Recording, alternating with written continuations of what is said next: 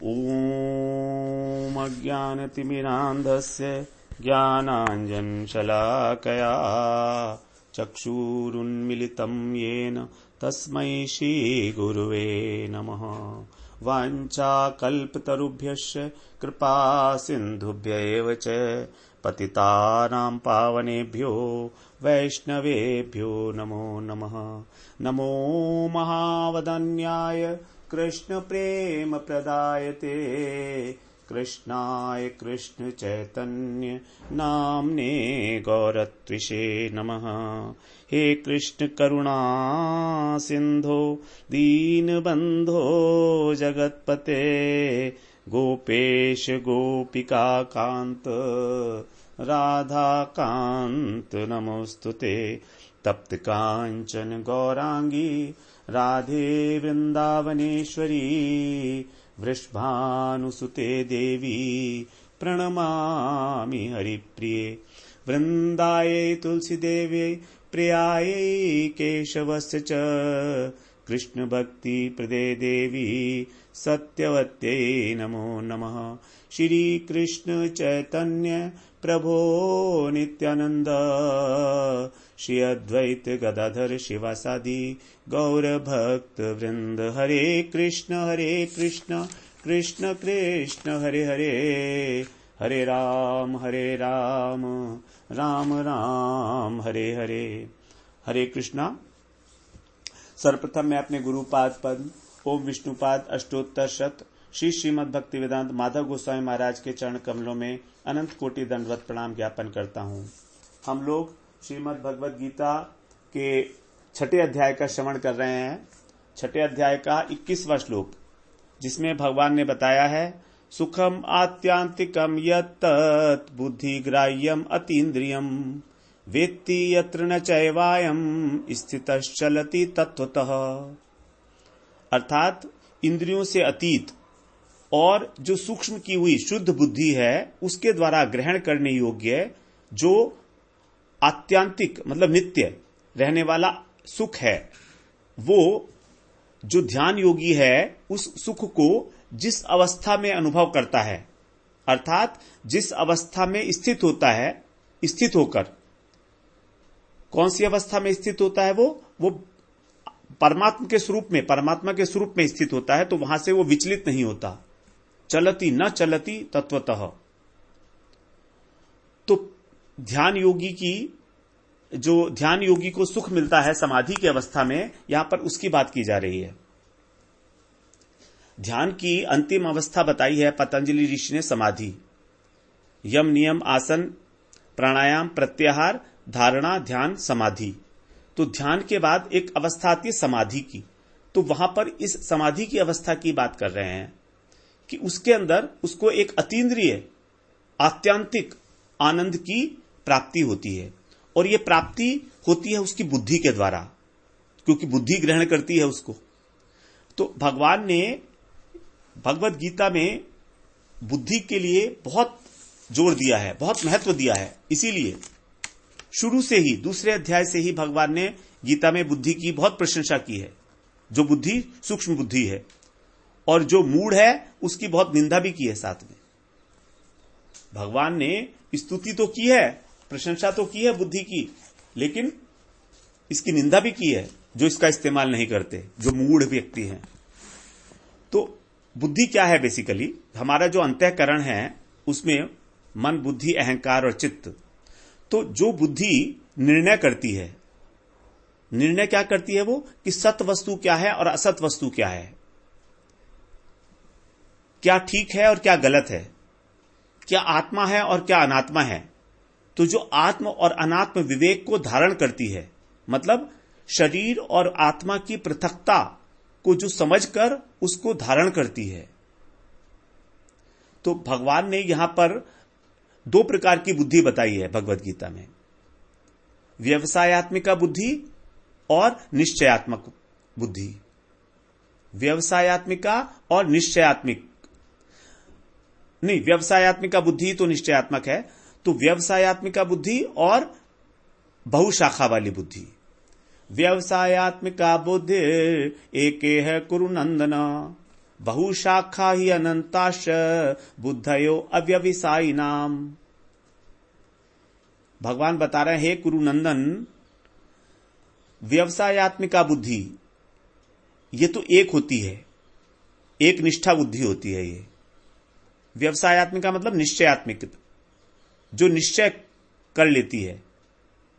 और दूसरी जो बुद्धि बताई है वो है बहुशाखा ही अनंताश्च, उसकी अनेक अनेक प्रकार की शाखाएं हैं, अर्थात वो अनिश्चित बुद्धि है। और वो किसकी होती है? अव्यवसायी नाम, जो निश्चय नहीं कर पाते अपने जीवन के उद्देश्य को, उनकी बुद्धि जो है बहुशाखा वाली होती है। मतलब वो कभी इधर जाएगी, कभी उधर जाएगी, कभी ये कर लूं, कभी वो कर लूं, और उनको अंत में कुछ मिलता भी नहीं है। तो जो ये बना है व्यवसायिक शब्द, व्यवसाय बोलते हैं उसको जो बिजनेसमैन होता है। तो बिजनेसमैन की एक ही बुद्धि होती है कि मुझको प्रॉफिट होना चाहिए, लाभ होना चाहिए, ये निश्चय होना चाहिए।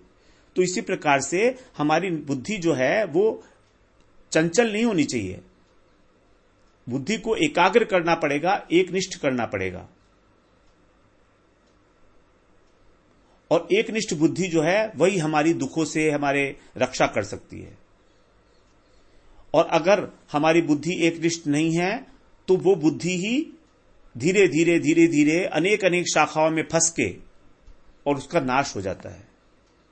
बुद्धि नाशात प्रणश्यति, भगवान ने दूसरे अध्याय के 63वें श्लोक में बोल दिया है कि बुद्धि जो है नाश हो जाती है जब, तो न पूरा सर्वनाश हो जाता है फिर। तो जो निश्चयात्मक बुद्धि है वही एक हो सकती है, और अनिश्चयात्मक बुद्धि जो है वो अनंत प्रकार की होती है, अनेक अनेक भेदों वाली। अनेक शाखा वाली का मतलब है उस सकाम व्यक्ति का अनेक अनेक प्रकार की कामनाएं हैं, ये तो हो गई उसकी शाखाएं। और फिर वो अनंत प्रकार की होती है, मतलब वो हर एक कामना को पूरी करने के लिए अलग अलग प्रकार से सोचता है कि इसको मैं कैसे प्राप्त करूं, इसको मैं कैसे प्राप्त करूं। तो उसकी शाखाएं भी बहुत हैं और भेद भी बहुत हैं। और वो इन सुखों के अंदर, इन वस्तुओं को प्राप्त करने में, चाहे वो इस जगत के हों चाहे परलौकिक सुख हो, स्वर्ग के, वो उसमें इतना खो जाता है कि वो बुद्धि जो है कभी एकनिष्ठ भी हो सकती है, इसको स्वीकार ही नहीं करता।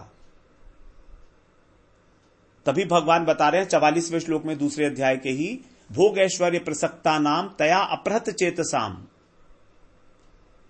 अपहृत का मतलब हरण होना। तो जो उसका चेतना है, उसकी जो चित्त है वो हरण हो जाता है भोग ऐश्वर्य के कारण। इसमें आसक्त इतना ज्यादा हो सकता है, प्रसक्त। यहां पर भगवान ने आसक्त नहीं बोला, प्रसक्त बोला, मतलब इतना अधिक उसमें खो जाता है, वो आसक्त हो जाता है कि व्यवसायत्मिका बुद्धि समाधौ ने विधीयते,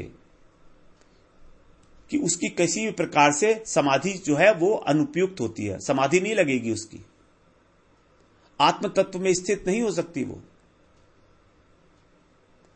लेकिन जिसकी बुद्धि अटल हो जाती है, परमात्मा में स्थित हो जाती है, उसी को बोला है भगवान ने वहां पर स्थित प्रज्ञ, स्थित धी। तो ऐसी बुद्धि जो आत्म तत्व में स्थित है अटल रूप से, वही बुद्धि जो है व्यवसायत्मिका बुद्धि कहलाएगी, निश्चयात्मक बुद्धि।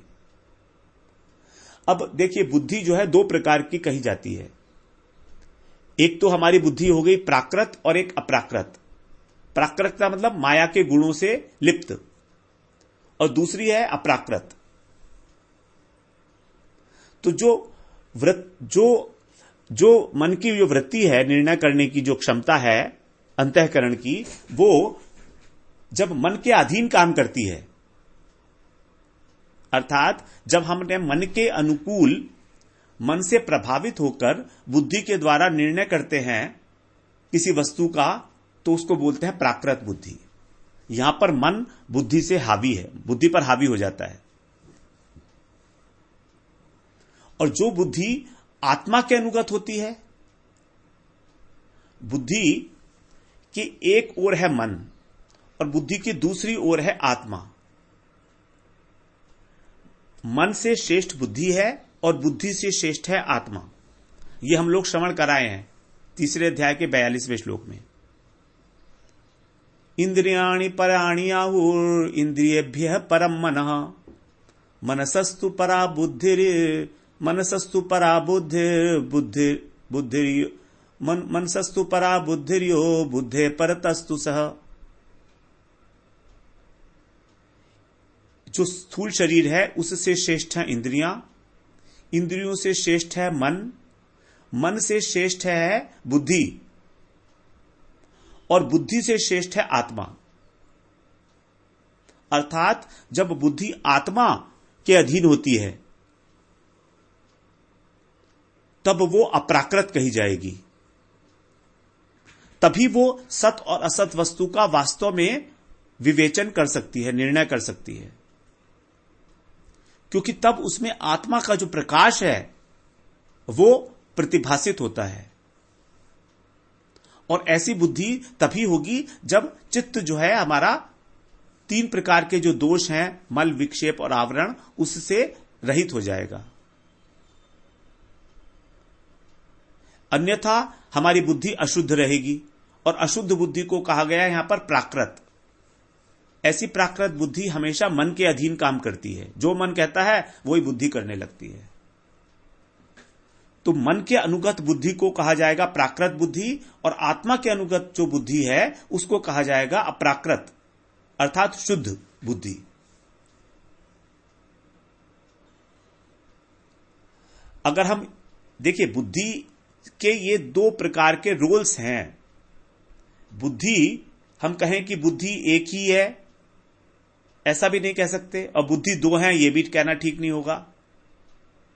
बुद्धि जब अशुद्ध होती है तब वो मन के अधीन होती है, और जब वो शुद्ध हो जाती है तो वो आत्मा का अनुगत्य करती है।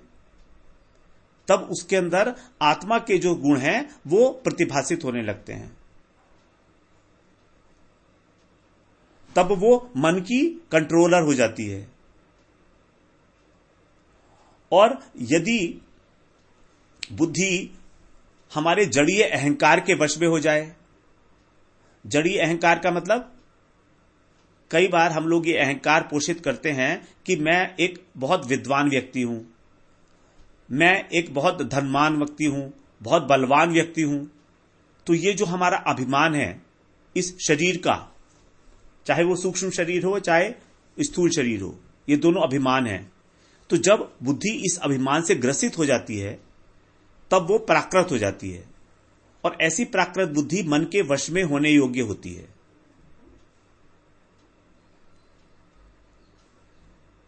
इस बात को हम लोग दोबारा अच्छी तरह से समझ लें कि जिस समय हमारी बुद्धि हमारे जड़ीय अहंकार के वश में होती है उस समय वो प्राकृत अर्थात अशुद्ध बुद्धि कही जाएगी, और ऐसी अशुद्ध बुद्धि मन के वश में हो जाएगी।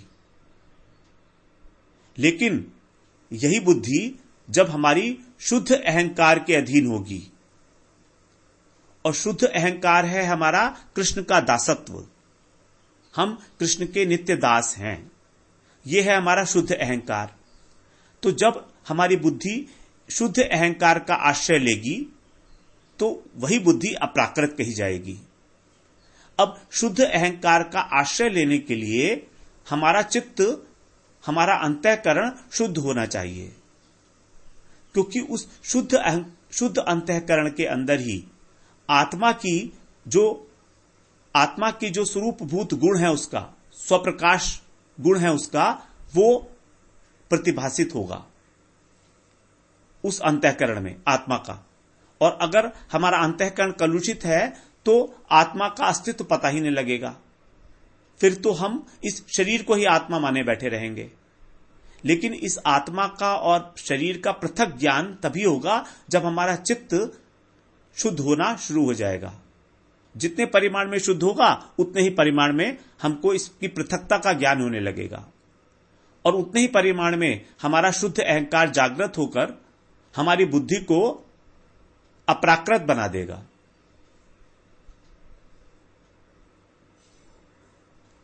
तो क्योंकि आत्मा शुद्ध, आत्मा श्रेष्ठ है ना, भगवान ने बताया बुद्धे परतस्तु सह, सह का मतलब आत्मा, आत्मा बुद्धि से बहुत श्रेष्ठ है। अब यहां पर सह को हम लोग शुद्ध अहंकार भी कह सकते हैं और आत्मा भी कह सकते हैं। तो जब यह व्यक्ति जान लेता है कि मैं कृष्ण का दास हूं और इस शुद्ध अहंकार को धारण करता है, तब उस समय उसकी कोई कामना नहीं रहती इस संसार के अंदर। ऐसी अवस्था के अंदर जो आत्मा का बल है वो बुद्धि को अवेलेबल हो जाता है, बुद्धि स्ट्रांग हो जाती है, स्थिर हो जाती है, एक निष्ठा हो जाती है, और तब बुद्धि मन को कंट्रोल करके इंद्रियों को भी कंट्रोल कर सकती है। भक्ति मार्ग के अंदर इंद्रियों को डायरेक्ट कंट्रोल नहीं किया जाता। भक्ति मार्ग में जब बुद्धि को भगवान में लगा दिया जाता है तो मन या शुद्ध अहंकार जब हमारा जागृत हो जाता है तो हमारा मन स्वतः बुद्धि के कंट्रोल में आ जाता है। तो यहां पर बुद्धिग्राह्यम सुख जो है वो बुद्धि के द्वारा ग्रहण करने योग्य है, क्योंकि वो अतीन्द्रिय सुख है, नित्य सुख है। तो नित्य सुख है तो वो प्राकृत बुद्धि से नहीं, शुद्ध बुद्धि के द्वारा ही ग्रहण किया जाएगा। और हम जिस सुख को सुख मान रहे हैं भ्रमवश, सात्विक सुख हो चाहे राजसिक हो चाहे तामसिक हो, ये वास्तव में सुख है ही नहीं। ये वाला जो सुख है इसको हम जड़ीय बुद्धि से, प्राकृत बुद्धि से ग्रहण करते हैं। हम लोगों का जब हम ये वाला सुख लेते हैं, जड़ीय सुख, तो हमारी ये धारणा होती है कि मुझको किसी एक व्यक्ति विशेष से या वस्तु विशेष से मेरे को सुख मिलेगा। तो ये जो सुख लेते हैं हम, ये जड़ीय बुद्धि से लेते हैं। लेकिन वास्तव में सुख दूसरी वस्तु में नहीं है कहीं पर भी, ना तो दूसरे देश में है ना दूसरे काल में है। तभी सुख को कहा गया आत्यांतिक है, अतीन्द्रिय है और बुद्धिग्राह्य है। आत्यांतिक का मतलब हो गया काल से परिच्छिन्न नहीं है वास्तविक सुख। अब हम बात कर रहे हैं वास्तविक सुख की, आनंद की।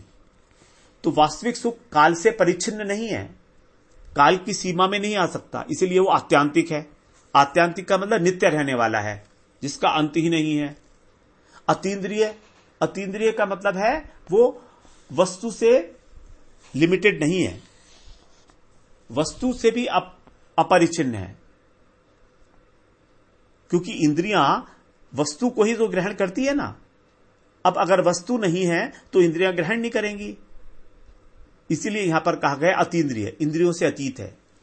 और तीसरा जो बुद्धिग्राह्यम है, इससे इससे विदित होता है कि ये सुख की बात कर रहे हैं वो देश से भी परिच्छिन्न नहीं है। देश का मतलब है अवस्था। हमारी 3 प्रकार की जो अवस्थाएं हैं, जागृत, स्वप्न और सुषुप्ति, इन तीनों अवस्थाओं से अतीत है।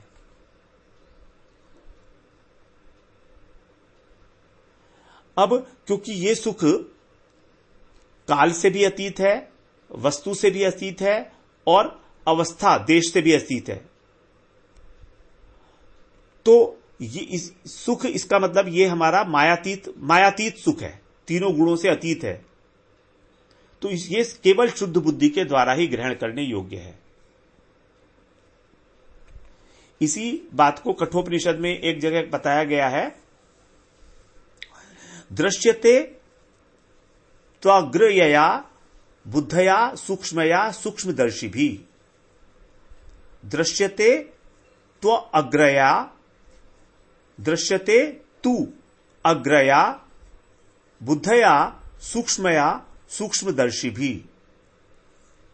इसका मतलब है कि सूक्ष्मदर्शी पुरुषों के द्वारा, सूक्ष्मदर्शी भी, इसका मतलब है सूक्ष्मदर्शी पुरुष, सूक्ष्मदर्शी पुरुषों के द्वारा अति सूक्ष्म, तीक्ष्ण अर्थात एकाग्र बुद्धि से देखा जा सकता है। दृश्यते,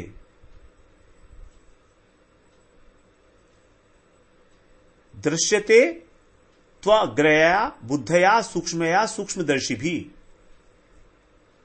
सूक्ष्म बुद्धि यहां पर कौन सी बताई है? एकाग्र बुद्धि, शुद्ध बुद्धि।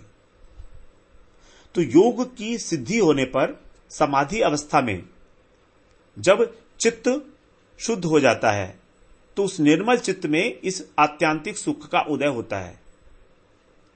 और ये जो सुख है सात्विक सुख की तरह ना तो अभ्यास से उत्पन्न होने वाला सुख है और ना ही बौद्धिक सुख है, अर्थात आत्मबुद्धि प्रसादजम, बुद्धि की प्रसन्नता के द्वारा उत्पन्न होने वाला सुख भी नहीं है। ये कैसा है? नित्य सुख है। अब यहां पर क्या हम कहें कि परमात्मा का अनुभव जो होता है बुद्धि से होता है, सूक्ष्म बुद्धि से होता है? नहीं, ये बात बड़ी इंपॉर्टेंट है। परमात्मा सूक्ष्म बुद्धि से प्रकाशित नहीं होते। परमात्मा सूक्ष्म बुद्धि कहो, एकाग्र बुद्धि कहो, शुद्ध बुद्धि कहो, यहां एक ही बात अभी हम समझ रहे हैं इसको। तो परमात्मा सूक्ष्म बुद्धि के द्वारा प्रकाशित नहीं होते, बल्कि वो सूक्ष्म बुद्धि में प्रकाशित होते हैं। तो यहां पर बुद्धि कारण नहीं है। कभी हम सोचें कि हम अपनी बुद्धि को सूक्ष्म करके और परमात्मा का अनुसंधान कर लेंगे, ऐसा नहीं है। यहां पर बुद्धि कारण नहीं है, यहां पर बुद्धि अधिष्ठान है सुख का। अधिष्ठान का मतलब सप्तमी विभक्ति।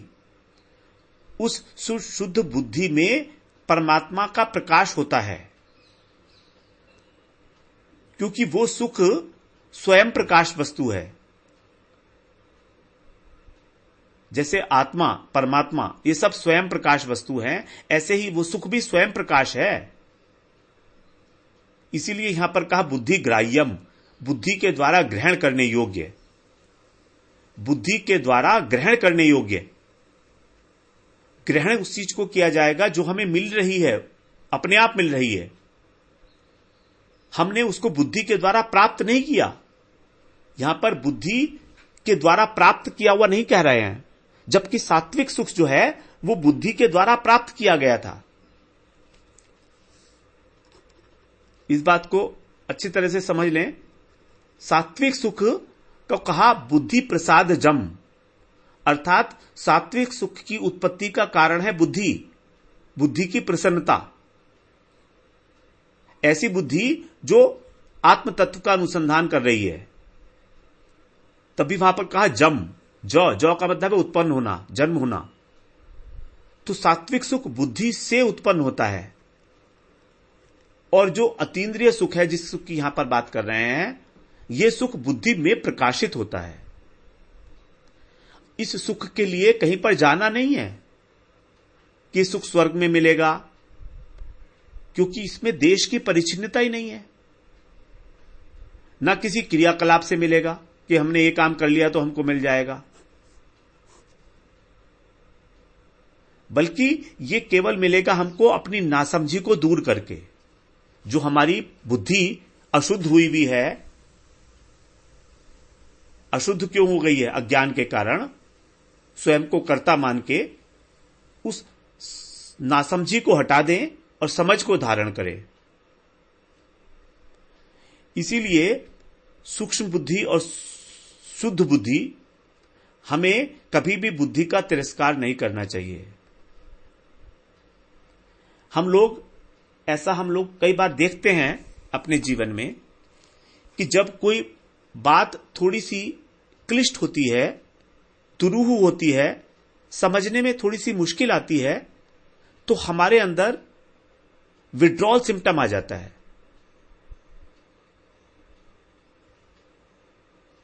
विड्रॉल सिम्टम का मतलब हम ये मानने लगते हैं कि छोड़ो, इसको क्या समझना, कोई आवश्यकता नहीं है। ऐसा सोचते हैं। मैंने भी ऐसा कई बार सोचा है। कोई चीज है जो बिल्कुल समझ में नहीं आ रही होती है, तो हम सोचते हैं अरे छोड़ो, इसे क्या समझना।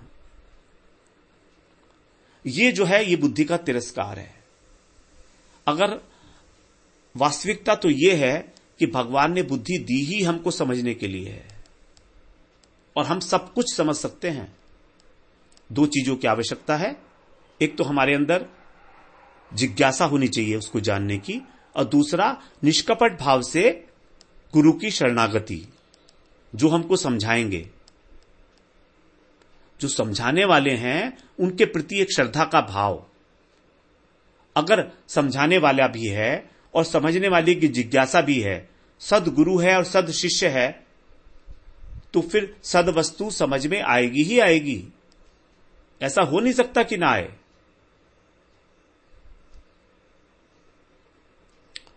जहां पर देने वाला भी है और लेने वाला भी है और दोनों जेन्युइन है। लेकिन अगर हम सिर्फ अपनी को यह दिखाने के लिए कि हम बहुत समझदार हैं, या अपनी मान प्रतिष्ठा के लिए किसी बात को करना चाहें, अंदर से कुछ और बाहर से कुछ और, तब की बात अलग है। तब तो कुछ समझ में नहीं आएगा, और जो कुछ समझ में आएगा वो भी सब बेकार है। उसको समझना भी कोई काम का नहीं है, उसकी कोई प्रैक्टिकल एप्लीकेबिलिटी नहीं हो सकती है।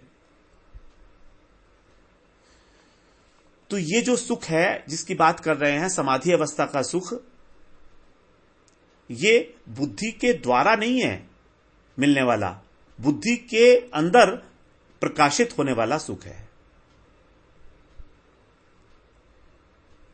तो अगर हम इस अपने अंतःकरण की सफाई नहीं करेंगे तो हमारी बुद्धि भी साफ नहीं होगी, और हमारी जो अशुद्ध बुद्धि है, वो असंस्कृत बुद्धि है, ये विनाश का कारण बन जाएगी, हमारे ही विनाश का कारण बन जाएगी। भगवान ने कहा है, कई बार जोर दिया है भगवान ने बुद्धि योग के ऊपर। 18वें अध्याय में दूसरे अध्याय में तो दिया ही, 10वें अध्याय में भगवान ने जोर दिया, तेषाम सतत युक्तानाम भजताम प्रीति पूर्वकम ददामि बुद्धि योगम तम ये न मानुपायांति ते। जो मेरा भजन करते हैं निरंतर प्रीति पूर्वक, उनको मैं देता हूं बुद्धि योग। और फिर 18वें अध्याय में कंक्लूड करते हुए भी भगवान यही बता रहे हैं 57वें श्लोक में। देखिए, बुद्धि योगम उपाश्रित्य मच्चित्त सततम भव, आज्ञा है यहां पर भगवान की, मच्चित्त सततम भव। भगवान ने कहा था कि तू मेरे चित्त वाला हो जा। 10वें अध्याय में भगवान ने कहा था, मच्चित्ता मदगत प्राणा बोधयन्तः परस्परम कथयन्तश्च माम नित्यम तुष्यन्ति च रमन्ति च। 10वें अध्याय का 9वां श्लोक है। तो भगवान ने वहां पर अपने शुद्ध भक्तों का स्वभाव वर्णन किया था कि वो क्या करते हैं। वहां पर बोलते हैं मत चित्ता, मेरे में चित्त लगाने वाले लोग, और मेरे ही लिए प्राण धारण करने वाले, मत गत प्राणा। इसका मतलब है कि मेरे बिना वो प्राण धारण करने के लिए भी तैयार नहीं है। वो मेरी ही कथाओं का निरंतर कीर्तन करते हैं और मनन करते हैं, बोधयन्ते परस्परम, आपस में एक दूसरे को, और संतुष्ट रहते हैं।